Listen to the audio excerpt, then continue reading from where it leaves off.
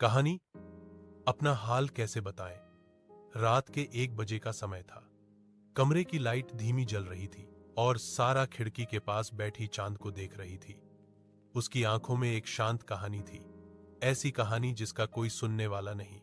Phone की screen पर best friend typing लिखा हुआ आया, मगर सारा ने जवाब नहीं दिया। वह मुस्कुराकर बोली, काश कोई समझे, बिना पूछे कि मैं ठीक नहीं हूं। जिंदगी ने उसे बोलना सिखाया था, मगर अपनी बात कहना नहीं। सब समझते थे कि वह मजबूत है, मगर किसी ने यह नहीं देखा कि मजबूत लोग सबसे ज्यादा टूटते हैं। एक दिन उसके दोस्त मरियम ने आकर कहा, तुम हर किसी के लिए मुस्कुराती हो, कभी अपने लिए भी जी लिया करो। सारा ने मुस्कुराकर जवाब दिया, जब सब चले जाएंगे तब शायद मैं खुद से बात कर सकूंगी। उस रात वह पहली बार रोने लगी, खामोशी से मगर दिल से। और उसने अपने आंसुओं से वह सब कह दिया जो अल्फाज नहीं कह पाए थे।